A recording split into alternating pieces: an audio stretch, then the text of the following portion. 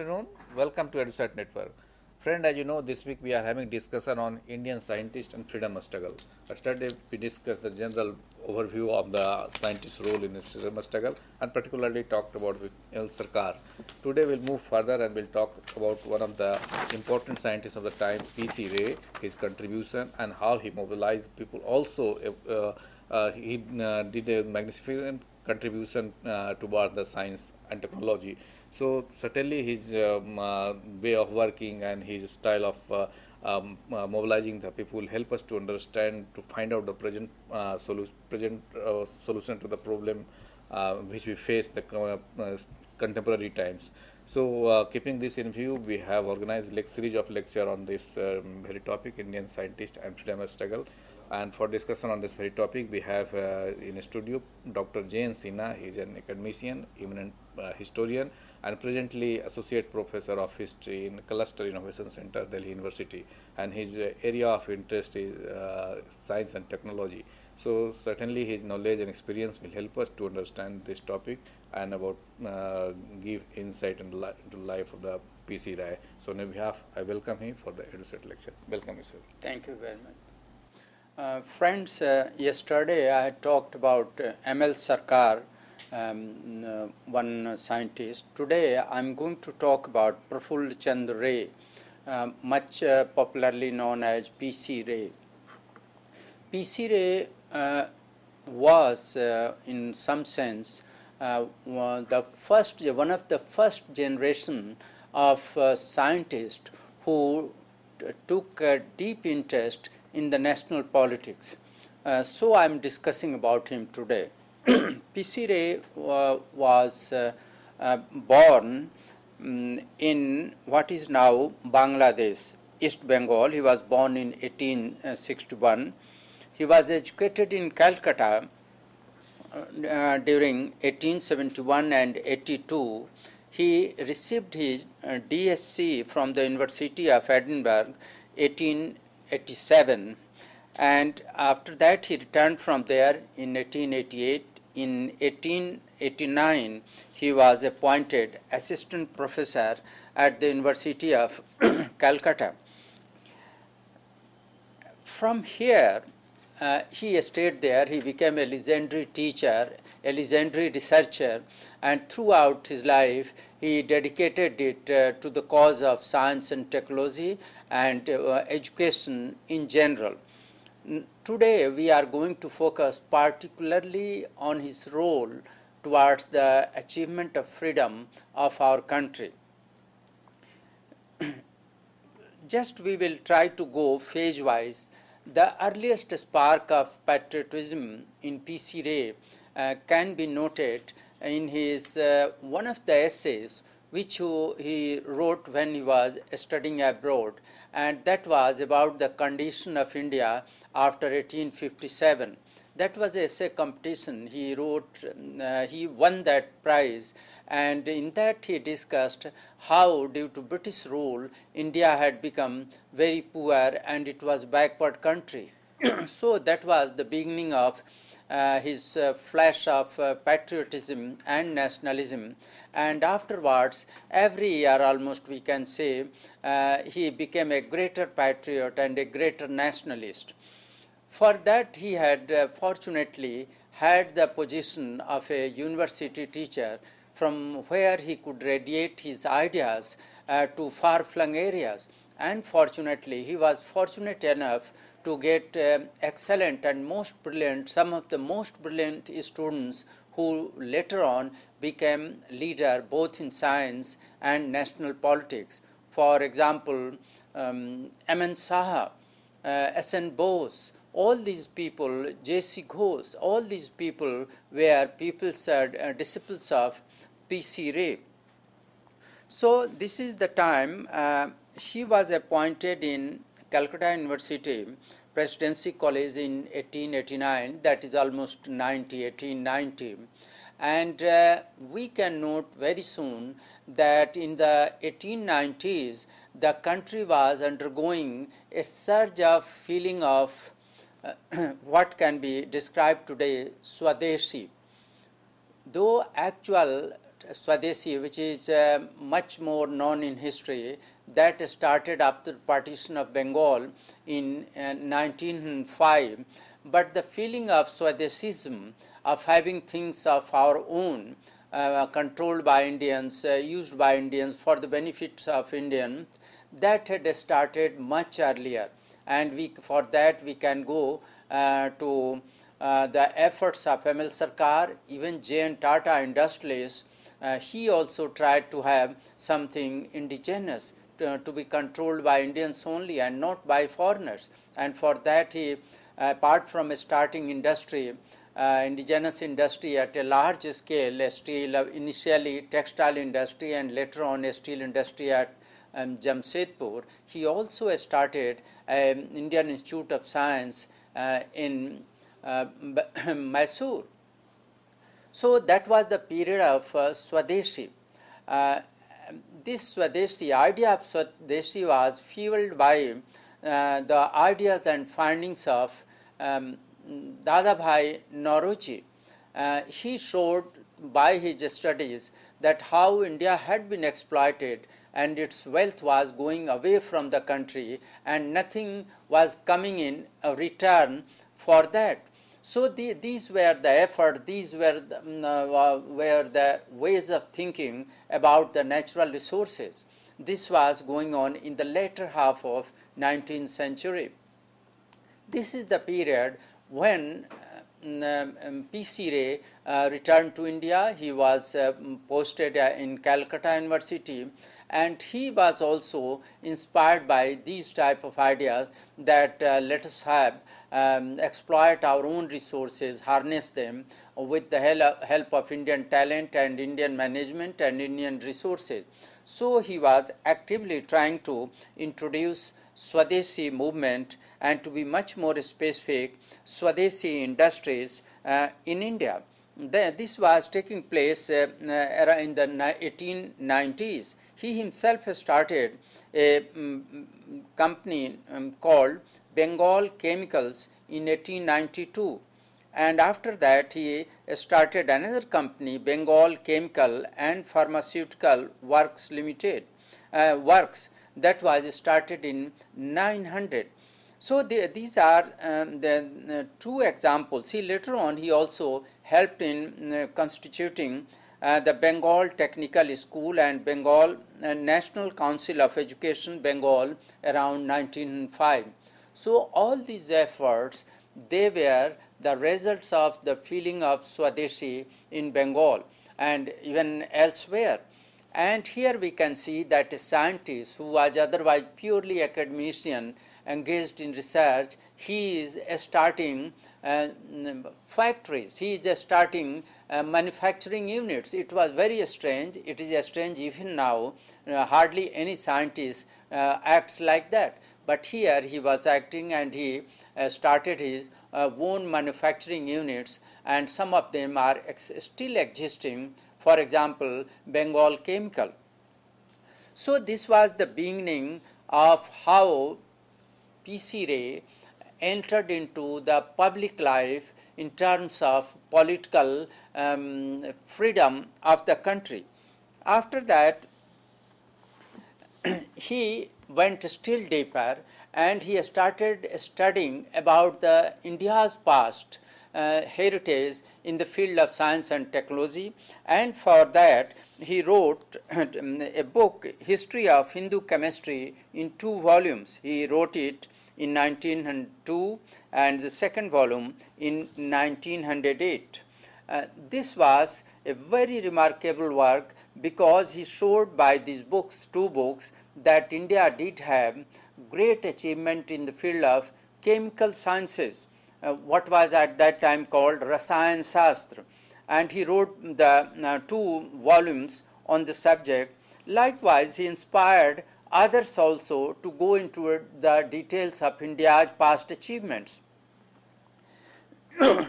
In between, he kept in touch with the Western world.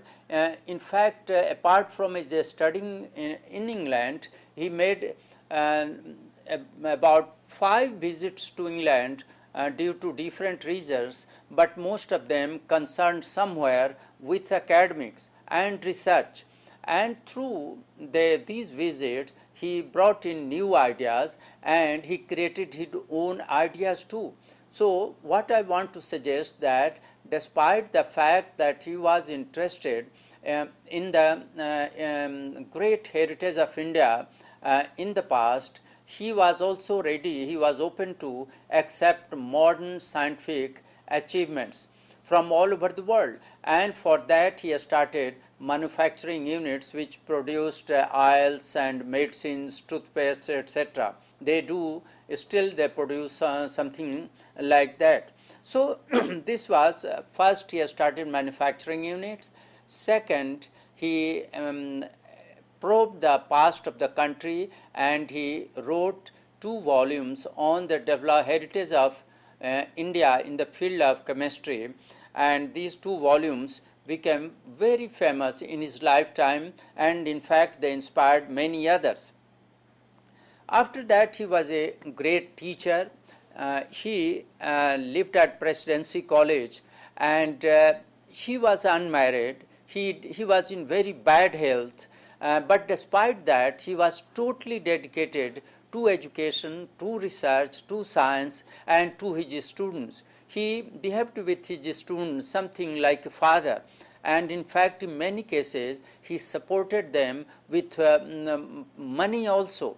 So in that way he created a generation of devoted and inspired students who in later times became great scientists. I have talked about M.N. Saha. To that and S.N. Bose. To add, I will add J.C. Bose. J.C. Bose, we may recall, he was in one way inventor of wireless and radio, the first inventor. But since he couldn't patent it, he is not recorded as the first person to invent it. Marconi is recalled for that. But in reality, he had invented wireless and radio. But he was much more known for his effect of about the senses of plants and other materials. That was inspired by Sankhya and Upanishad. From Sankhya he derived the philosophy that in every particle of this earth and the universe there is one who controls the whole. So from this theoretical inspiration he started testing whether if the man and the plants and animals are the same, they should to some extent behave equally also. So he tested the effect of electric current and other things on plants, and he found that yes, something like animals, even the plants reacted to electric shock. And later on he also carried forward these type of experiments on stones and metal, etc. So what I want to suggest that this inspiration coming from the Guru, P.C. Ray, flourished in J.C. Bose. It blossomed there, and he presented before the world one of the great scientific discovery about the responses of the plants, responses of life to other things, here electricity. This is to also record here that though J.C. Bose, he didn't fought against the British openly, but in his lectures, especially as a president at the Indian Science Congress Association, in his lectures he gave some idea that in this world everything is equal, everyone is equal, because there is a commonality among them. And he added, but even then there are people who think that some people are superior and others are inferior. This hint was just for the British, because the British thought that racially they were far more developed and Indians were backward. So the British had natural right to rule over the Indians. So by implication he was opposing the British rule in the same manner as Swami Vivekananda opposed it. Or we can also say in the manner ML Sarkar opposed the British rule, not coming very openly against them, but doing something which will go against the British sanctity and legitimacy of the British rule in the country. So this was J.C. Bose. Then about M.N. Saha, we will talk about him in detail later on, but here just to say that M.N. Saha was a very energetic young man. He came from a very poor family. He was impressed by socialism and socialist experiments in the USSR, and he wanted to utilize modern science and technology for the development of India on the basis of socialist principles. And so all these ideological concepts were very much against imperialism and capitalism and the British rule. Later on he became very open, very vocal, and spoke against the British, about which we will talk later.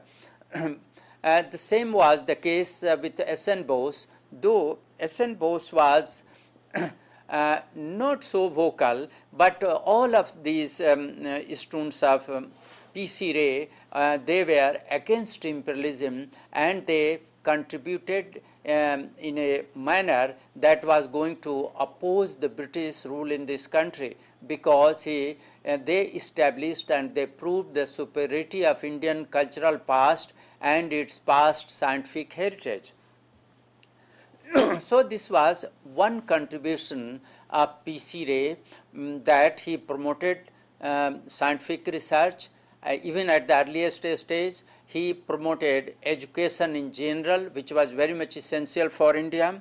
And third, he created a generation of his students who will become great scientists in the years to come, and who would oppose the British rule well in his lifetime. So this was the situation. Then we will see that how P.C. Ray gradually entered into public life also, and of course he promoted science, but after promoting, gradually he started organizing scientific fraternity. He helped create some of the organizations and institutions. For example, he was very much instrumental in the organization of the Indian Science Congress Association in 1914, and then Science College in Calcutta. He also later on in 1924 he organized the Indian Chemical Society, which is still continue, and he became the founding president of the Indian Chemical Society. Apart from that, he made monetary donations, huge amount of donations he made for the promotion of science and scientific research. At one point of time, he gave his whole prize money, that was 10,000 for the promotion of science. Likewise, after his retirement, he donated, he was offered a salary, and he was requested to continue in his position in Calcutta University, but he refused a salary, saying that now he had retired, but he will teach students, he will guide research, but he won't accept that money, and he will only accept 1 rupee, and the rest of the money will go for the promotion of the educational activities in the university. So in that way, he made great donation. Thanks to him, donations came from other places also, and from other people as well. This was the period around between Swadeshi and the Second World War, when he was active, though at a less visible manner. But once the First World War was over, he became very active, and at that time he started the Chemical Society, Indian Chemical Society, because he wanted to voice his grievances not through one individual, rather through several individuals. he himself, despite having a very brilliant, rather extraordinary academic career, once he returned from Britain, he was subjected to racial discrimination and he was posted on an inferior post. He was paid less salary. He also protested, but to no avail. So he knew that individually he couldn't fight, and so he gathered people initially at the Indian Science Congress Association. After that, he created a college, another college. Already he had helped in creating the Bengal Technical School during the Swadeshi. He had started several industries and encouraged others to do so. Now he was coming out of Bengal and emerging as a national leader. So the difference between other scientists and P.C. Ray is that he became a national leader in a common sense of the term also. Means a leader who was taking interest not only in science but in several aspects of life. For example, he was taking interest in literature, Bengali literature. He was taking interest he was taking interest in flood control, in the control of malnutrition, in the control of other diseases as well. From the Indian Science Congress Association, whenever he addressed, he raised several matters which concerned Indian politics. Otherwise, the scientists were generally talking only about the technical aspects of science, but he didn't hesitate talking about the political and social and cultural aspect of the country on these platforms as well. So this was the difference between P.C. Ray and other scientists of the time. Not only that, later on he also became the president of All India Social Reformers Conference in 1917. So this was the Social Reformer Conference. It was quite far away from science, but he was so much involved on such issues that people at that time, they made him the president of this conference in 1917. Of course, the government knighted him in 1918, but it didn't leave any effect, and it in no way made him loyal to the British government. So he engaged himself in a wider sphere of life in the country. He took interest in the relief work of Khulna flood in 1922, and it was in that flood that he donated 10,000 rupees. In 1922, 10,000 rupees was a huge amount. Going by calculation today, it should almost reach crores. But he gave that money away for the relief of the stricken people there. He didn't stop here. Gradually, he came closer to the Indian National Congress. He came in contact with congressmen just in the beginning of the last century. He came in contact with Tilak and Gandhi in 1901. And in fact, probably it was he alone who facilitated the entry of Gandhiji and Tilak in the politics in Calcutta. He ensured that their meetings were held there. He arranged the meetings, and thus Gandhi and Tilak went there, and after that their friendship continued. In fact, Gandhiji used to respect P.C. Ray very much. Each of them were having great respect for for other, but Gandhiji respected P.C. Ray very much. In fact, P.C. Ray, he lived like a sage, something like Gandhi. Though he was educated in England also, he did his research in Edinburgh University, but after returning from there, he lived very simple life, and later on he also used only khadi clothes, and he lived like Gandhi. He was a progressive scientist, but gradually he became convinced with the philosophy of Mahatma Gandhi. And he thought that even if modern technology and modern science can be very effective and useful for the progress of mankind, going by the situation prevailing in India, he decided and he thought it wise that in India, not a large scale industry, rather a small scale cottage industry was encouraged. So he advocated charkha. For many at that time, even some of his students, including M.N. Saha, working on charkha, it was a retrogressive activity, and he thought that it was very much old-fashioned, very traditional, archaic, and it didn't command any respect in the national endeavor for reconstruction.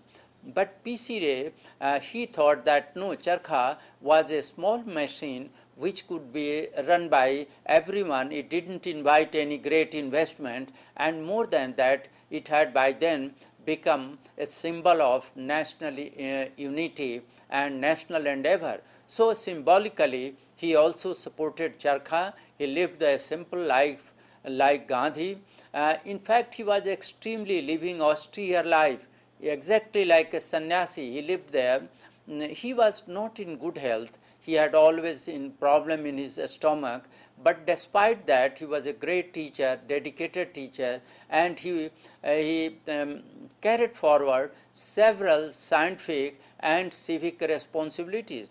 Because he was made gradually, he was made president of several literary societies, including of the Bangiya Sahitya Parishad, and he remained its president from 1931 to 36. Likewise, he addressed also the Indian National Congress, the main political party which led the freedom struggle in the country. He also addressed that at Ahmedabad in 1923. He also became president of Utkal Provincial Congress, means he was president of the Indian National Congress, and he was active and he addressed it both at the national and the provincial level, as in case of Bengal and Odisha. So this was how P.C. Ray entered the national politics. He has started with science, he has started with education, then he joined Swadeshi movement. He has started manufacturing units controlled by Indians with Indian money and for the needs of the Indian people. This was the his gradual entry into the national life. Later on, I have said that he became instrumental and he made several professional organizations, including the highest body of scientists, that is Indian Science Congress Association in 1914. Likewise, he also helped in creating a college, several other institutions, and finally, from his own field, in 1924, he created the Indian Chemical Society. That Chemical Society in 1940s, though it was a professional society, it inspired several other organizations and people who started coming together. They formed their professional forum and they used those forums to demand against the difficulties which they were facing at that time, and they in some cases forced the British Indian government to do the remedial measures. So this was the rise of P.C. Ray, living in science but still going away beyond that and helping people in the society culturally, monetarily, and politically and professionally. Especially his role can be remembered very much in the times of calamities, means famine and flood and disease. This is how this is concerned with national freedom struggle. I would like to make some explanation here. We may recall that the whole British policy towards the health of the Indian people was very limited, and the British were concerned only to control if the diseases broke out. They were not concerned to control the diseases and ensure that they didn't occur at all. So, about the health policy, the British Indian policy was very much against the welfare of the country. And it was against this scenario that P.C. Ray and many others, including some foreign philanthropic organization, including Rockefeller Foundation, they started doing something to prevent diseases, coming of diseases also. And for that, something like Gandhi, P.C. Ray also advocated that everything about nutrition in the country, how the poor people should be made to live a cleaner life and much more healthier life. All these things he was talking, something like Gandhi. We may recall Gandhi, he was dealing with politics, but he was also dealing with rural reconstruction. And while dealing with rural construction, he was talking about sanitation, nutrition, general health of the people, relation of the people, all these things they were talking at that time. Exactly like that, P.C. Ray also, he has started going Gandhian way. And in that effort, he almost became just another Gandhi. He lived so simply. You can see his photographs. He never combed his hair. He was just using kurta and dhoti and a very simple chappal and something like that. So he lived like a Gandhian. He thought about the poor people of the country. He went to the remote areas, during the time of calamities, flood and famine and disease, and he always tried to think and do something which could rejuvenate the national economy of the poor people.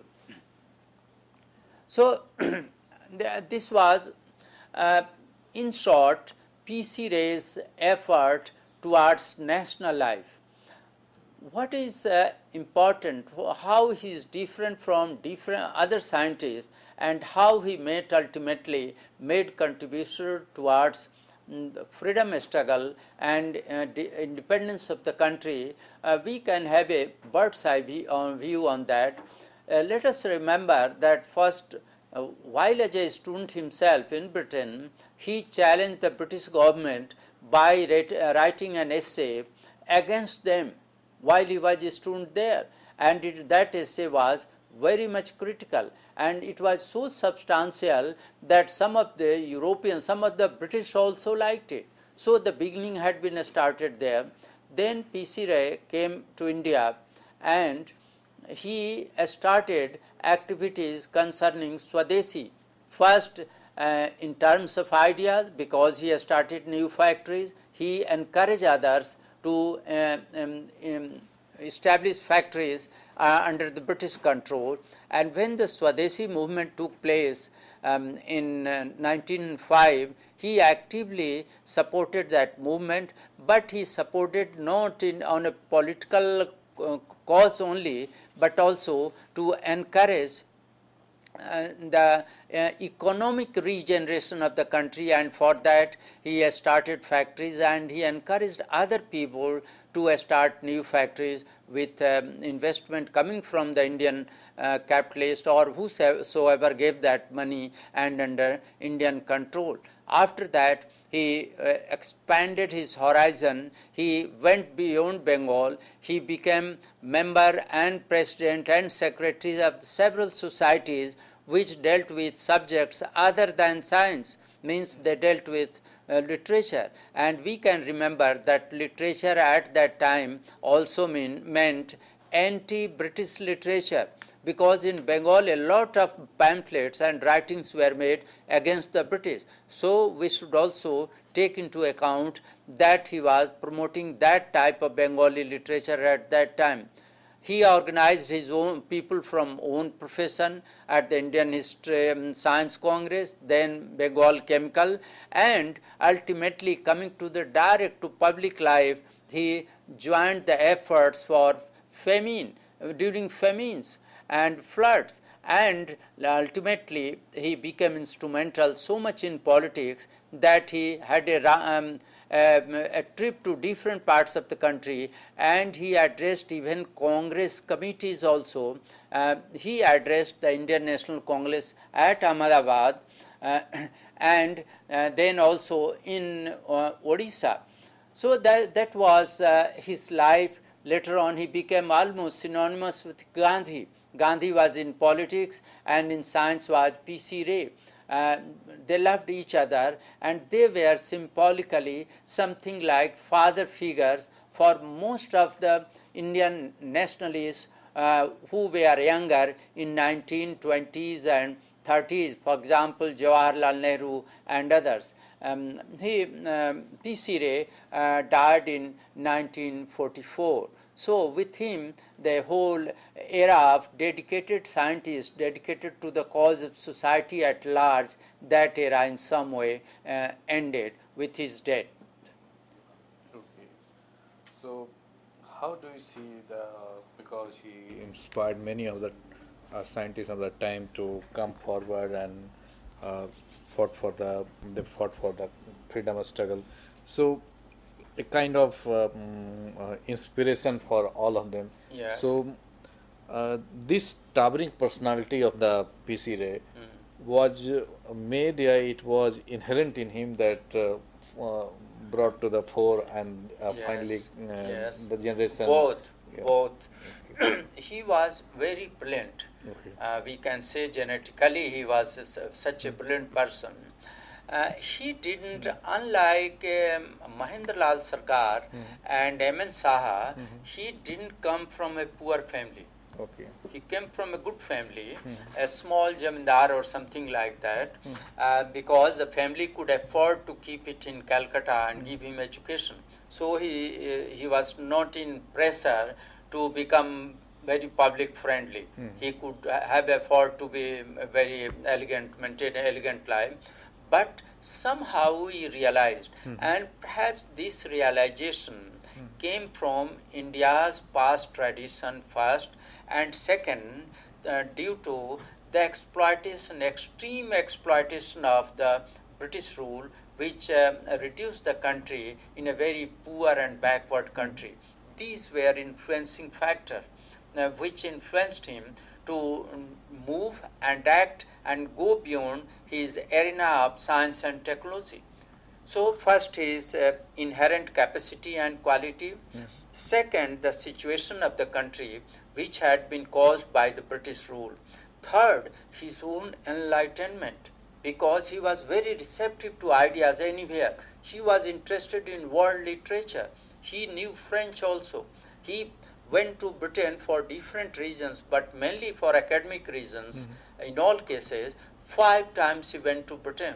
And just as a delegate of this country, who a few times he was nominated by the British also to attend their Commonwealth Conference and all those types of things.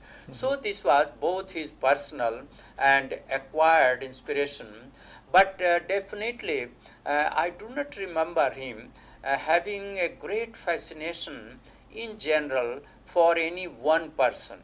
He was inspired by the whole past history of the country, the great scriptures of this country. He read most of the scriptures in Sanskrit also. This was very unique. Being a scientist, all the time devoted in lab, and that person is studying the Vangmay, the scriptures of the Indian heritage. Okay, so this helped him to make holistic thing. Yes, holistic, yes. Okay. Yeah.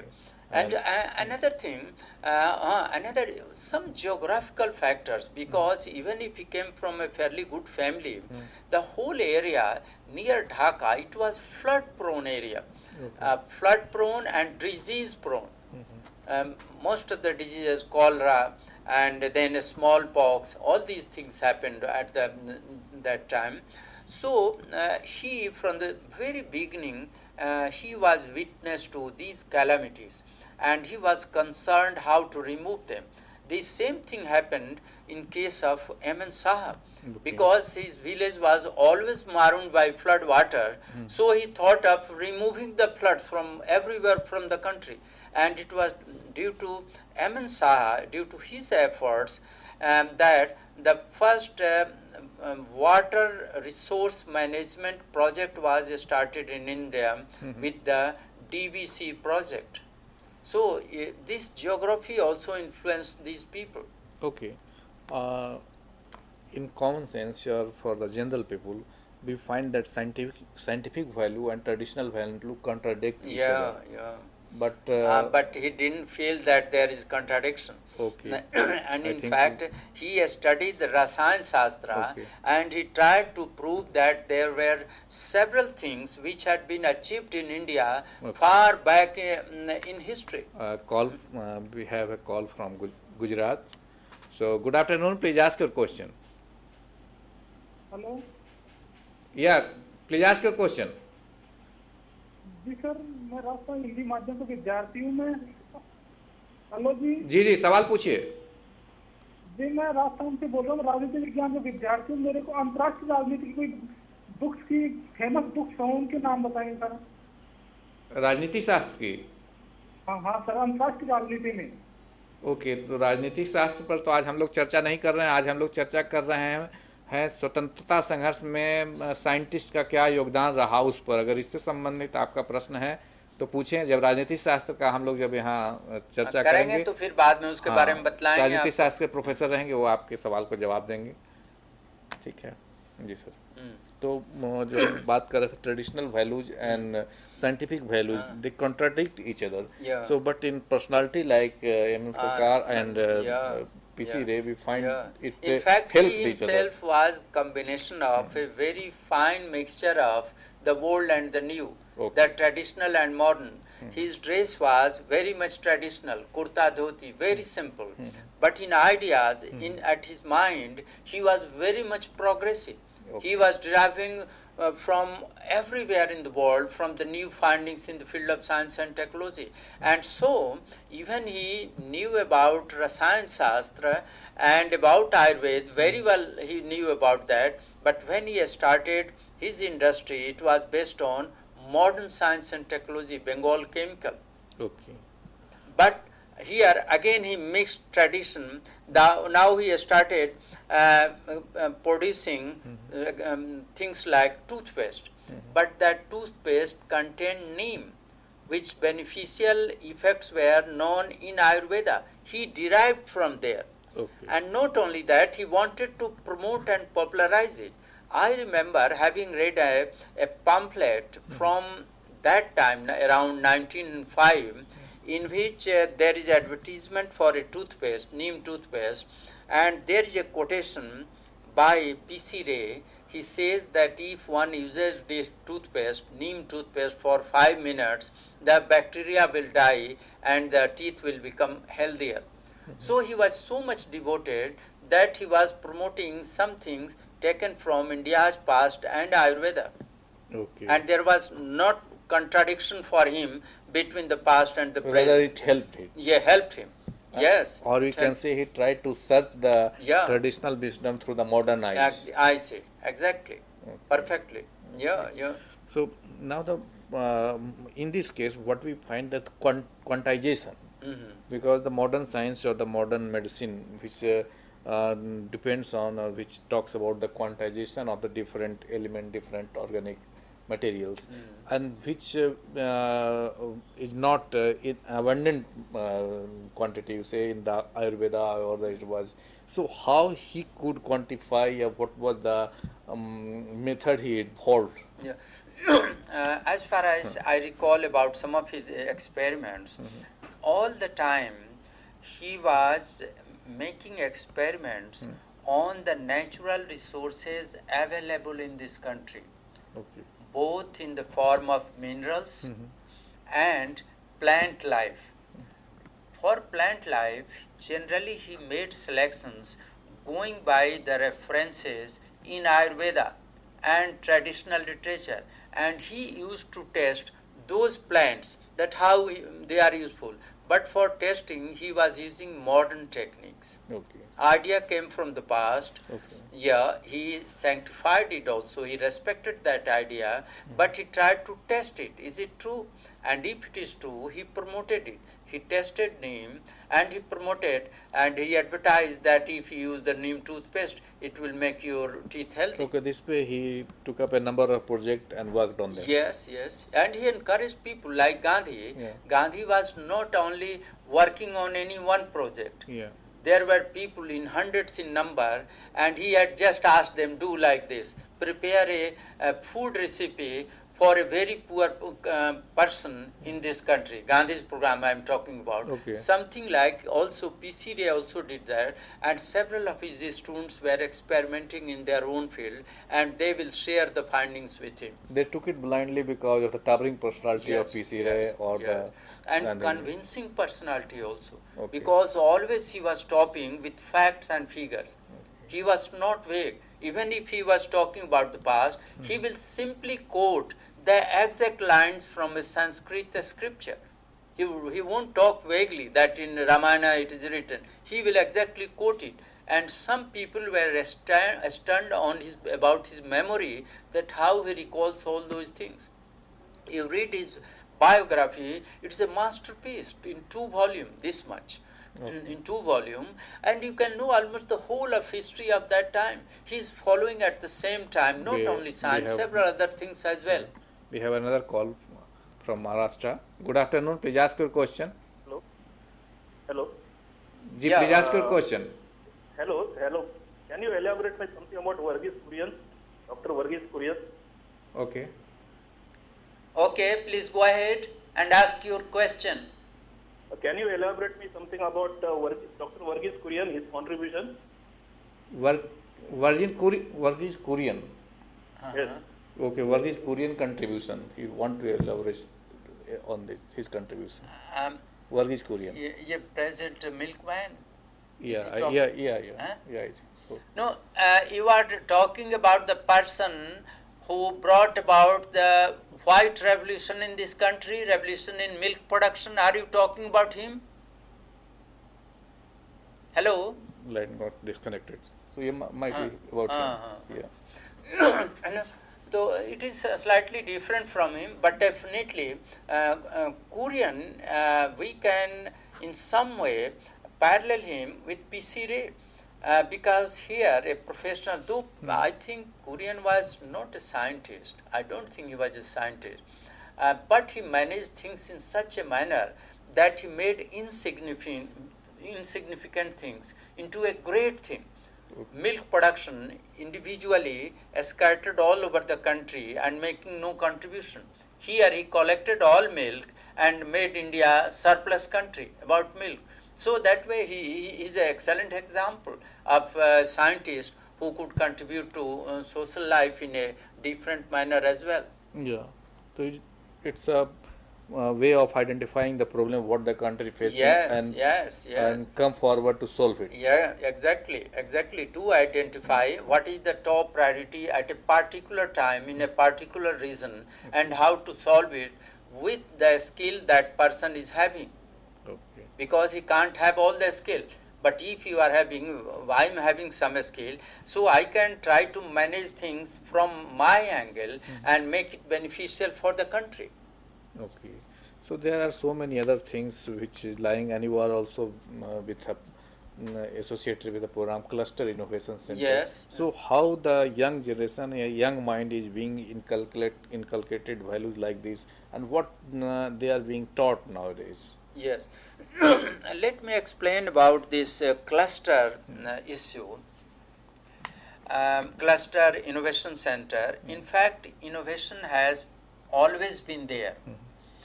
And what is innovation? Innovation is a new way of thinking and devising a way, a machine or a means through which the existing process can be improved upon. This is innovation. And invention is something different. There we make a new thing. altogether. Here it's not new. We are having a bus, but how to make that bus fuel friendly, this will be innovation if we can devise something. So innovation has always been there, and about innovation we can see today something like democratization of science is innovation in some way, because innovation is not necessarily made by an engineer. It can be made by anyone else, by a mechanic. Even a common person can introduce some element in a motor car and which can add to fuel efficiency. So he's not trained engineer.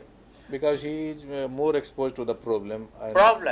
So it is always innovation generally comes from the grassroots side.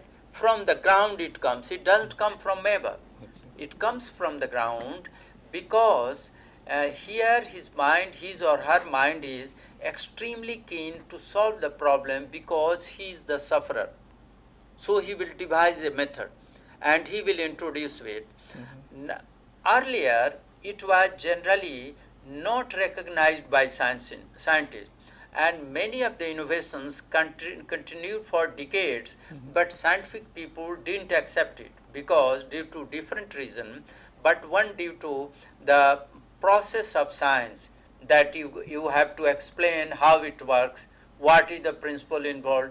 That illiterate person can't explain all this, but he has just by trial and error, he has devised a machine which can add to efficiency. So today we are promoting innovation. It means we are democratizing that section of science which is practiced not by trained people, rather by illiterate, non-professional people also. So what I want to suggest here, that it's fine that the government is trying to emphasize upon innovation, because if we are concerned about innovation, it can solve without much expenditure many of our problems, economic and social problems. But another thing I want to suggest, that the government should try to come to the innovation which is coming from the grassroots level, means establish monitoring center in every block to find out and identify reasonable innovations created by local people there.